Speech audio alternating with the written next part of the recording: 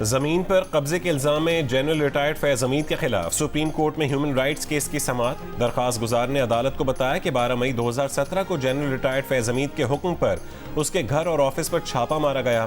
چھاپے میں قیمتی سامان اور اس کی نجی ہاؤسنگ سوسائٹی کا ریکارڈ چوری کیا گیا۔ غیر قانونی کارروائی کا مقصد ٹاپ سٹی 1 کا کنٹرول حاصل کرنا تھا۔ ریڈ کے بعد اسے اور اس کے 5 ساتھیوں کو گرفتار کر کے حبس بیجا میں رکھا گیا۔ درخواست گزار کی جنرل ریٹائرڈ فیض حمید، ان کے بھائی نجف اور دیگر کے خلاف کارروائی کی استدعا۔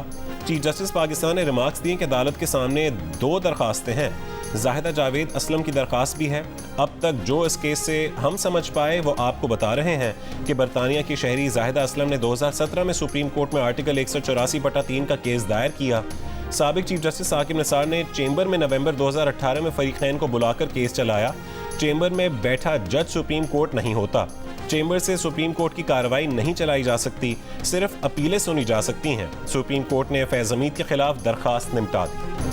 چیف الیکشن کمشنر سکندر سلطان راجہ سے پی ٹی آئی قانونی ٹیم کی ملاقات۔ پی ٹی آئی وفد نے الیکشن کمیشن کو انتخابی مہم میں رکاوٹوں سے متعلق آگاہ کیا۔ الیکشن کمیشن سے انٹرا پارٹی الیکشن سے متعلق تحریری فیصلہ جاری کرنے کا مطالبہ۔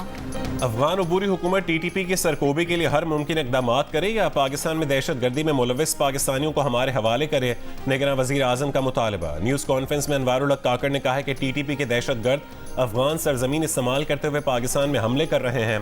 چند افغان رہنماؤں کے غیر ذمہ دارانہ دھمکی آمیز بیانات کے بعد دہشت گردی کے حالیہ واقعات میں تیزی معنی خیز اور ریاست پاکستان کے خدشات کی توثیق کرتے ہیں۔ افغان حکومت کے عدم تعاون کے بعد داخلی معاملات کو اپنی مدد آپ کے تحت درست کرنے کا فیصلہ کیا۔ حالیہ اقدامات غیر متوقع اور حیران نہیں، غیر قانونی طور پر مقیم غیر ملکیوں کو ان کے وطن واپس بھیجنے کا اخلاقی اور قانونی حق حاصل ہے۔ وزارت خزانہ کی آئی ایم ایف مذاکرات کے دوران قائمہ کمیٹی اجلاس نہ کرنے کی درخواست۔ نومبر میں کمیٹیوں کے اجلاس منسوخ کر دیے گئے۔ ذرائع کہتے ہیں کہ وزارت خزانہ کا موقف تھا قائمہ کمیٹی خزانہ میں آئی ایم ایف سے متعلق اہم امور زیر بحث آنے سے مذاکرات متاثر ہو سکتے ہیں۔ حکومتی گارنٹیز کا بوجھ 4048 ارب روپے سے کم ہو کر 3852 ارب روپے تک محدود ہو گیا۔ وزارت خزانہ کے حکام کی حکومتی گارنٹیز میں 232 ارب روپے کمی کی رپورٹ پر آئی ایم ایف مشن کو بریفنگ۔ تکنیکی مذاکرات کے دوران آئی ایم ایف مشن کو بتایا گیا کہ ستمبر 2023 تک حکومتی گارنٹیز کا بوجھ 4000 ارب روپے تک محدود کرنا ہدف تھا۔ پاکستان نے آئی ایم ایف شرائط کے مطابق مرکزی بینک سے قرضہ نہیں لیا۔ بیرونی قرض کی ادائیگیاں بھی بغیر کسی تاخیر کے بروقت جاری ہیں۔ اسرائیلی فورسز نے رات گئے رام اللہ میں جامع بیر زیت کے کیمپس پر چھاپا مارا۔ عرب میڈیا کے مطابق اسرائیلی فوج کیمپس میں 2 گھنٹے تک موجود رہی۔ کیمپس میں طالب علموں کے سامان کو نقصان پہنچایا گیا۔ رات گئے مغربی کنارے میں اسرائیلی چھاپوں میں 47 فلسطینیوں کی حراست میں لیا گیا۔ اسرائیل کا جبالیہ کیمپ پر ایک اور حملہ، 9 فلسطینی شہید۔ نصیرات اور الشاطی پناہ گزین کیمپ میں بھی کئی رہائشی عمارتوں کو نشانہ بنایا گیا، متعدد افراد شہید اور زخمی۔ اسرائیلی وزیر اعظم کا کہنا ہے کہ حملے رکیں گے نہیں، فلسطینی غزہ کے شمالی علاقوں سے جنوب کی طرف چلے جائیں۔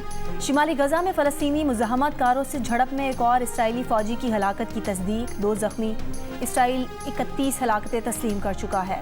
فلسطینیوں کی حمایت میں آواز اٹھانے والی واحد فلسطینی رکن کانگریس راشدہ طلیب کے خلاف ایوان نمائندگان میں مذمتی قرارداد منظور۔ 22 ڈیموکریٹس نے بھی اپنی پارٹی کے رکن کے خلاف ووٹ میں حصہ لیا۔ راشدہ طلیب کا خاموش کرانے کی کوشش پر ہار نہ ماننے کا عزم، کہا کہ ایوان میں تنہا فلسطینی رکن ہوں، ہمیشہ سے زیادہ ان کے موقف سامنے آنا ضروری ہے۔ نیتن یاہو 7 اکتوبر کی سیکیورٹی ناکامی کے بعد نروس بریک ڈاؤن کی حالت میں ہیں۔ اسرائیل کے سابق وزیر اعظم کی امریکی میڈیا سے گفتگو، کہا نیتن یاہو اب اسرائیل کے لیے خطرہ بن چکے ہیں۔ وہ غیر معینہ مدت کے لیے غزہ کی سیکیورٹی کا کنٹرول سنبھالنے کی تیاری کر کے غلط اندازہ لگا رہے ہیں جو اسرائیل کے مفاد میں نہیں ہے۔ اور آئی سی سی کرکٹ ورلڈ کپ کا اہم میچ، انگلینڈ اور نیدرلینڈز آمنے سامنے۔ انگلینڈ نے ٹاس جیت کر پہلے بیٹنگ کرتے ہوئے نیدرلینڈز کے خلاف 1 وکٹ کے نقصان پر 64 رن بنا لیے۔ بھارتی ٹیم کے شبھمن گل نے ون ڈے پلیئرز رینکنگ میں پاکستان کے بابر اعظم سے پہلی پوزیشن چھین لی۔ آئی سی سی کی ون ڈے پلیئرز رینکنگ جاری، شبھمن گل 830 رینکنگ پوائنٹس کے ساتھ پہلے نمبر پر، بابر اعظم کا 824 رینکنگ پوائنٹس کے ساتھ دوسرا نمبر۔ جنوبی افریقہ کے کوئنٹن ڈیکاک تیسرے اور بھارت کے وراٹ کوہلی چوتھے نمبر پر موجود۔ بیٹرز کی رینکنگ میں بابر اعظم تقریباً 2.5 سال نمبر 1 پوزیشن پر رہے۔